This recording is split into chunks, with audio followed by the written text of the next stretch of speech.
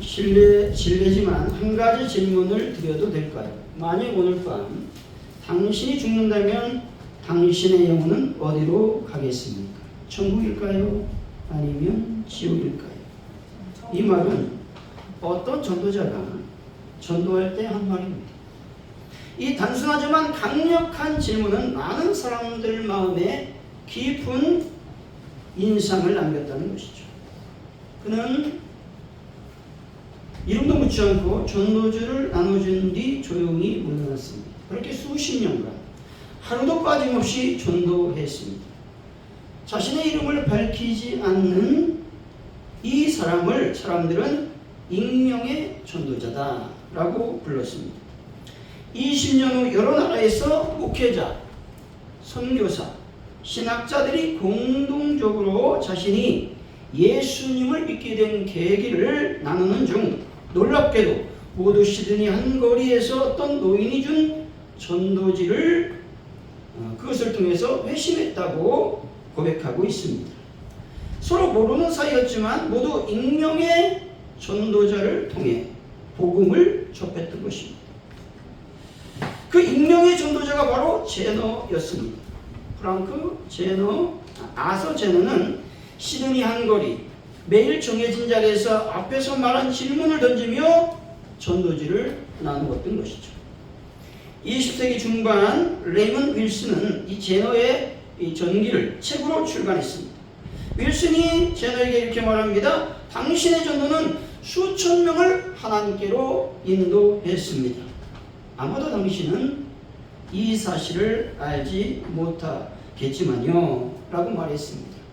이 말을 들은 제는 눈물을 흘리며 이렇게 고백합니다. 내가 구원받은 이후 하나님께 한 가지 기도만 드렸습니다. 하나님, 제가 하루에 한 사람씩 복음을 전할 수 있도록 도와주옵소서라고 말이죠. 그러면서 깊은 감사의 표정으로 하나님께서 저의 기도를 들어주셨군요 라고 말을 했던 것입니다. 제너는 노년에 파킨슨병으로 고생했습니다. 하지만 전도는 결코 쉬지 않았다는 것이죠. 작은 순종이 큰 열매를 맺었다는 것입니다. 한 노인의 작고 단순한 행동이 많은 사람을 예수님께로 인도했던 것이죠. 우리가 하나님의 복음을 전할 때 그 결과는 우리가 알 수 없습니다. 하지만 여러분, 하나님은 반드시 열매를 맺으신다는 사실을 믿으시기 바랍니다. 아멘. 복음을 전하는 일에 생명을 거시고 자신의 모든 것을 불태우는 분들이 다 되시기를 바랍니다. 아멘. 누가복음 15장 7절이죠. 내가 너에게 이와 같이 죄인 한 사람이 회개하면 하늘에서는 회개할 것 없는 의인 99으로 말미암아 기뻐하는 것보다 더 하리라. 아멘. 하늘에서 가장 기뻐하는 것이 뭐냐? 죄인 한 명이 회개하는 것입니다. 우리가 하늘의 기쁨으로 살 수 있는 것은 하늘의 복음을 오늘 또 내일 또 아니 여러분 평생 전하는 것임을 기억하시기를 바랍니다. 아멘. 예레미야 20장 9절의 말씀이죠. 내가 다시는 여호와를 선포하지 아니하며 그 이름으로 말하지 아니하리라 하면 나의 마음이 불붙는 것 같아서 골수에 사무치니 답답하여 견딜 수 없나이다. 아멘. 예레미야는 하나님 말씀을 전하는 것이 고통스러웠습니다. 왜냐하면 이스라엘 백성들은 예레미야를 거짓 선지자로 몰아세웠고 돌을 던져 그를 죽이려고까지 했다는 것이죠. 그래서 예레미야는 결단합니다. 아침마다 하나님, 나는 결코 오늘은 말씀을 전하지 않겠습니다. 그런데 이 결심을 하면 할수록 마음이 답답해 오는 겁니다. 마음에 불이 붙은 것 같아 뼈가 아픕니다. 심장이 멈추는 아픔을 경험하게 되었다는 것이죠. 그래서 이러면 다시 하나님의 복음을 들고 세상으로다가 하나님의 말씀을 전했던 것입니다. 사랑하는 성도 여러분, 평생 하나님의 복음을 전하지 않고는 견딜 수 없는 아픔으로 오늘도 예수님의 이름을 선포하는 귀한 분들이 되시기를 예수 이름으로 간절히 축원드립니다. 아멘. 오늘의 본문은 말씀은 70인 전도대 파송 기사에 대해서 보도하고 있습니다. 예수님께서 70명의 제자들을 둘씩 짝지어 각 마을과 지역으로 보내시며 자신이 곧 가게 될 곳을 미리 준비를 시키고 있다는 것이죠. 예수님 그들에게 전도할 때의 자세, 태도, 그리고 받을 대우에 따른 반응을 구체적으로 말씀하고 있다는 것이죠. 본문에서 말하는 그 중요한 말씀 중 하나는 전도나 선교는 혼자가 아닌 동역자와 함께 사역을 감당해야 된다라고 말하고 있는 겁니다. 또한 기도로 준비하고 거절당해도 낙심하지 말며 마음이 하나님께 마음을 온전히 드려야 된다 말씀하고 있는 것이죠. 복음의 메시지는 평안을 전하고 하나님 나라가 가까이 왔음을 선포하는 것이다 라고 말씀하고 있는 것입니다. 오늘 말씀을 통해 No Name, 올인이란 제목으로 전도는 과연 무엇인지 하나님의 은혜를 나누도록 하겠습니다. 여기서 오늘 제목을 No Name, 올인이라고 했습니다. No Name이라고 하는 말은 이름 없이 섬기는 것을 의미합니다. 다시 말해 세상에 이름을 알리지 않아도 인정받지 않아도 자신의 영광이 아닌 하나님의 영광을 해 살아가는 제자들을 의미하는 말입니다. 올인이란 말은 전부를 드리는 헌신을 의미한다는 것이죠. 복음을 위해 자신의 시간, 재능, 삶의 전부를 바치는 태도를 말한다는 겁니다. 예수님께 올인한 삶은 선택이 아닙니다. 이것은 기독교인의 정체성이 되어야 하는 것입니다. 이 말은 이름은 남기지 마시고 흔적만 남기라고 하는 말인데, 다시 풀이해서 설명하면 내 이름은 사라지고 복음만 남아야 된다라는 말씀이죠. 오늘날의 추세는 브랜딩이죠. 또 자기 PR의 시대입니다. 그러면서 이 세상에서 어떤 것을 얘기합니까? 잊혀지는 자유, 사라지는 헌신을 얘기하죠. 헌신하지 말라는 거죠. 너를 위해서 살아라고 말하고 있죠. 그런데 이런 문화를 반하는 고백이 어떤 고백이냐? No Name, 올인이라는 말인 것입니다. 여러분, 진짜 예수의 제자는 자기 이름보다 예수님의 이름을 더 드러낸다는 사실을 믿는 분들이 되시기를 바랍니다.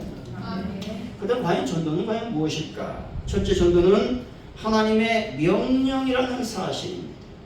그렇다면 그 명령에 우리는 어떻게 반응해야 되겠습니까? 절대 순종해야 되는 것입니다. 우리 1절 2절 한번 읽어봅니다. 시작. 그 후에 주께서 따로 70인을 세우시고 친히 가시는 각 동네와 각 지역으로 두씩 앞서 보내시며. 아멘. 여기서 보내셨다라는 말은 단지 권유를 말하지 아니하고 명령을 의미하는 말입니다. 지상 대명령 복음 전파는 부탁과 권유의 말씀이 아니라 반드시 실행되어야 될 하나님의 명령인 것입니다. 마가복음 16장 15절이죠. 또 이르시되 너희는 온 천하에 다니며 만민에게 복음을 전파하라 말씀합니다. 예수님께서 복음을 전파라고 말씀하셨지 복음을 전하는 것이 어떠니? 라고 우리의 의견을 묻지 않으셨다는 것입니다. 복음 전파는 우리의 견해를 묻는 말씀이 아니라 반드시 실행해야 될 하나님의 엄중하고도 진중한 하나님의 명령인 것입니다. 여러분, 하나님의 명령인 복음 전파에 목숨을 거는 분들이 되시기를 바랍니다. 아멘. 제자들을 보내시면서 둘씩 짝져 보내셨지 않습니까? 근데 이 의미는 다른 것이 아니라 전도의 어려움을 감안할 때에 혼자 가는 것보다 팀을 구성하여 나가는 것이 더 효율적이기 때문에 이렇게 구성했습니다. 둘째는 둘씩 보낸 결정적 이유는 다른 것이 있는 것이 아니라 증거가 유효하기 위해서 그렇습니다. 다시 말해서 모세율법에 의하면 증거가 유효하게 인정받기 위해서는 몇 명이 같이 증언을 해야 됩니까? 두세 명이 함께 증언해야 된다는 것이죠. 이것을 위해서 2명을 짝지어 보내셨다는 겁니다. 전도의 가장 어려운 이유 중에 하나는 자신이 증인이란 사실을 모르기 때문입니다. 여러분의 정체성을 모르기 때문에 전도하지도 못하고 또 전도를 어렵게 느낀다라는 것입니다. 증인이란 말은 자기가 보거나 들어서 알고 있는 것을 사실 그대로 말해서 사실로 입증하는 자를 말하고 있다는 것입니다. 복음 전파는 어려운 것도 아니고 겁을 먹을 필요도 없다라는 것입니다. 다만 복음 전파는 있는 사실 그대로 전하기만 하면 되는 것입니다. 성경의 사실은 바로 예수 믿으면 천국 가는 것이고 믿지 않으면 지옥 가는 것이다 입니다. 이것을 전하면 되는 것이죠. 또한 전도의 부담을 갖는 것은 전도의 결과 때문인 것이죠. 아무리 전도해도 나를 통해 예수님을 믿었다고 말하는 사람을 만나지 못했기 때문에 부담이 되는 것입니다. 하지만 서론에서 말한 제너처럼 결과를 생각하지 마시고 다만 복음을 전해야 되는 겁니다. 그러면 하나님께서 결과를 만들어 내신다는 겁니다. 전도는요, 예수님 믿으면 천국 갑니다 라고 말하는 것이지 그 사람이 예수 믿는 것을 말하는 것은 아니다 라는 것입니다. 예수님 믿게 하는 것은 누구의 뜻입니까? 하나님의 뜻이에요. 하나님의 섭리가 있어야 가능한 일이라고 하는 겁니다. 여러분, 전도의 결과는 하나님께 맡기고 오늘 또 복음을 전하는 분들이 되시기를 바랍니다. 이현주 목사님이 계신데 감리교 목사님이십니다. 이번 서울 지하철에서 말없이 성경을 읽는 사역으로 알려져 있습니다. 그는 소리를 치지 않고도 사람들의 관심을 끌었고 한 청년이 이 모습을 보고 전도를 받아서 예수님을 영접했다고 간증하고 있습니다. 그는 지하철에서 큰 소리로 전도하는 것을 마음속으로 손가락질하며 무시했습니다. 근데 자신이 이제 지하철 전도를 하면서부터 큰 소리로 전도하는 것도 하나님의 뜻이고 또한 조용히 성경 읽으며 전도하는 것도 하나님의 뜻이라는 것을 깨닫게 되었다라는 것입니다. 이 목사님은 지하철에서 조용히 성경 읽거나 기도하는 모습으로도 많은 사람의 관심과 호기심을 불러일으켰다는 것이죠. 실제로 복음을 나누는 문이 이런 모습을 통해서 일어났다라는 겁니다.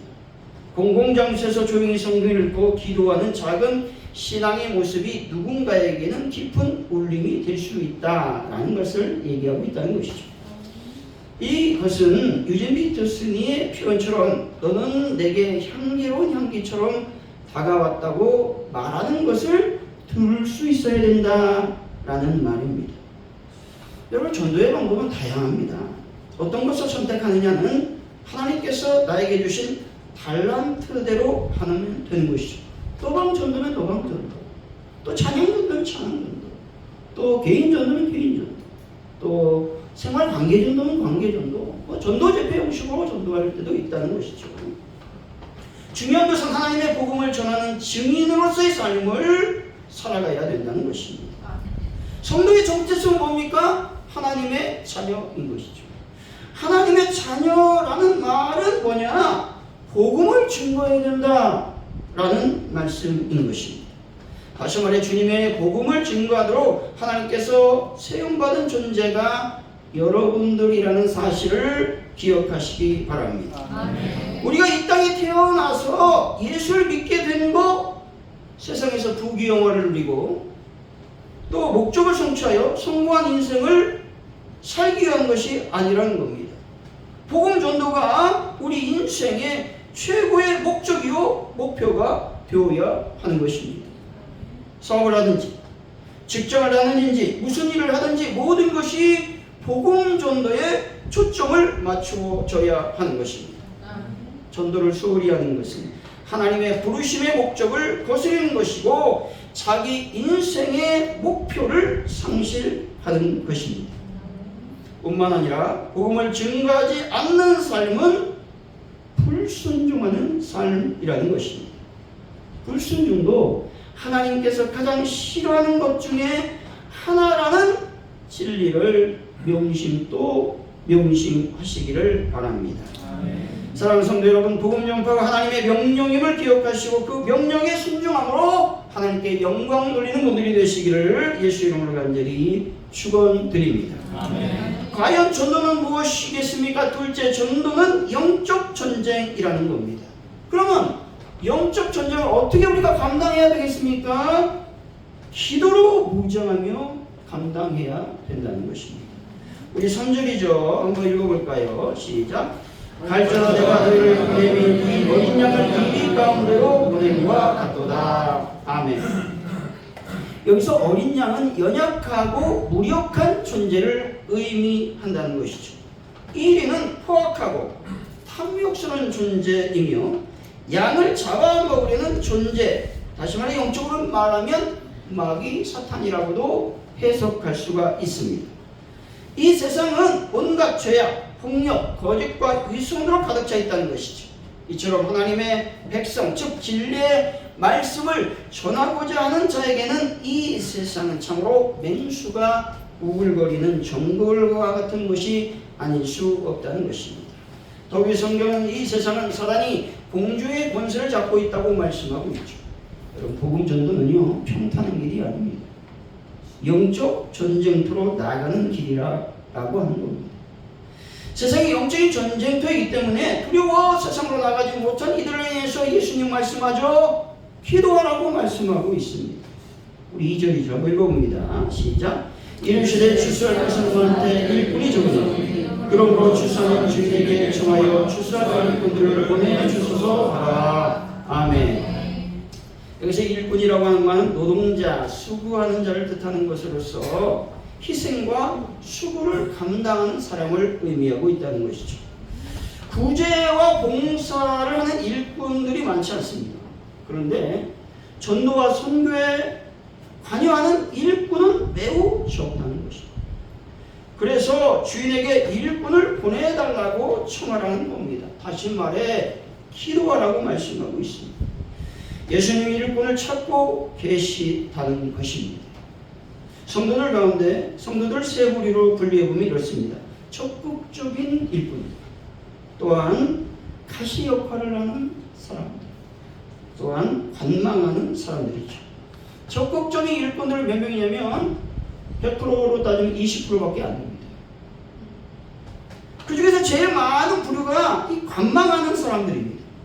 예수는 믿고 따른다고 하지만 예수님께서 십자가를 지실 때 많은 제자들이 어떻게 됐습니까? 멀리 떨어져 구경했습니다. 이와 마찬가지로 오늘날도 똑같다라는 것입니다. 자신은 참여하지 않고 그저 영화나 스포츠 경기를 관람하듯이 바라보는 사람들이 많다라는 것이죠. 성숙한 그리스도인이라고 한다면 예수님께서 말씀하신 이리가 우글거리는 세상의 정글 속으로 나아가야 된다는 겁니다. 이런 전쟁터에 나가는 자들은 영적 싸움을 해야 된다는 것을 기억해야 되는 것이죠. 우리가 싸우는 싸움은 영적 싸움인데 그 영적 싸움은 혈과 육에 대한 싸움이 아니라고 성경은 말씀하고 있습니다. 에베소 6장 12절이죠. 우리의 시험은 혈과 육을 상대하는 것이 아니라 통치자들과 권세자들과 이 어둠의 세상 주관자들과 하늘에 있는 악한 영들을 상대함이라 말씀하죠.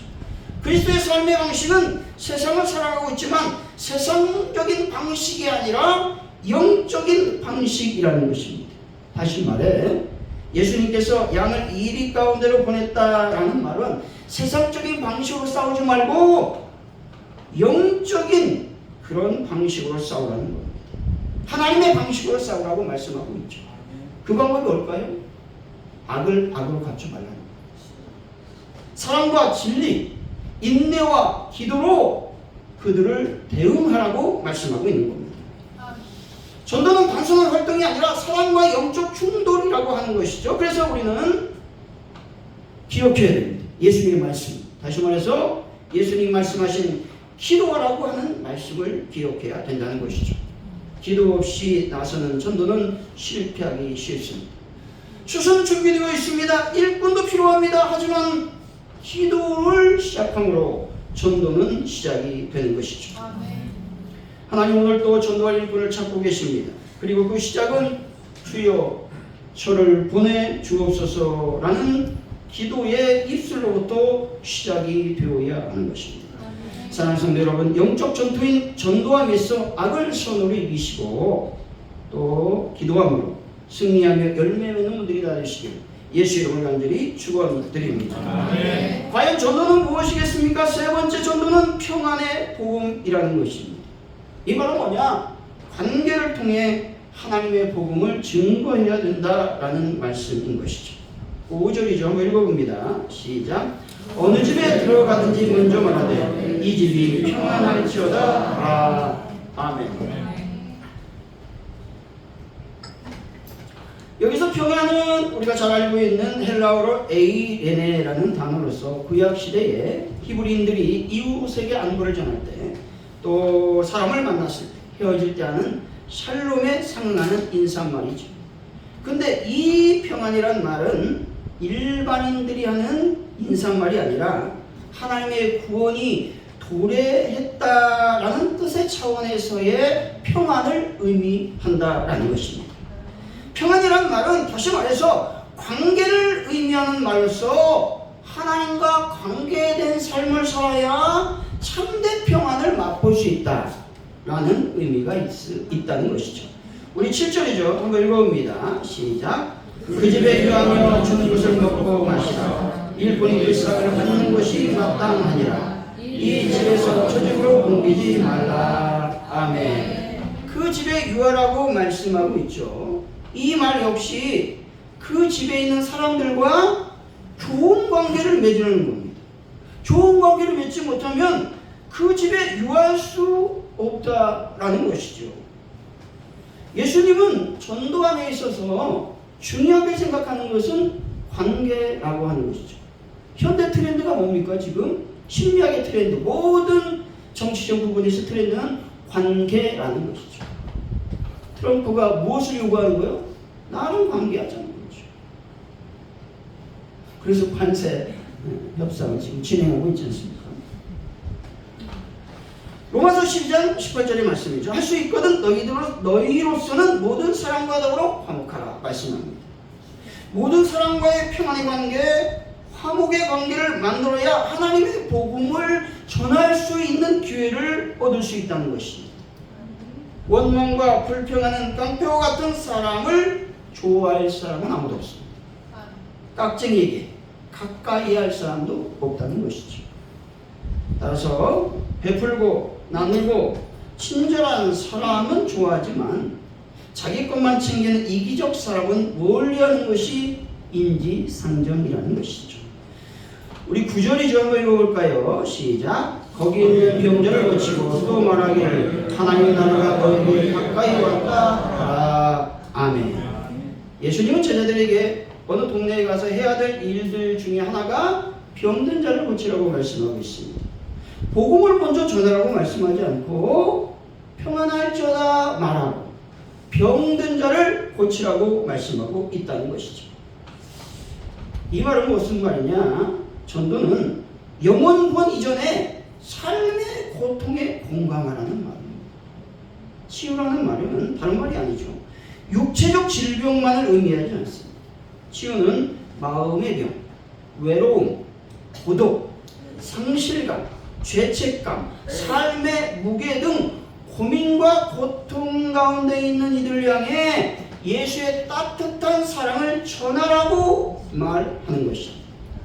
여러분, 상처 입은 영혼들에게 먼저 손 내미는 참된 전도자들이 되시기를 바랍니다. 아멘. 따뜻한 한 끼 선교회는 서울의 한 지역의 교회 청년들이 시작했습니다. 독거노인들에게 연탄과 식사를 제공하며 복음을 나누는 사역을 말하죠.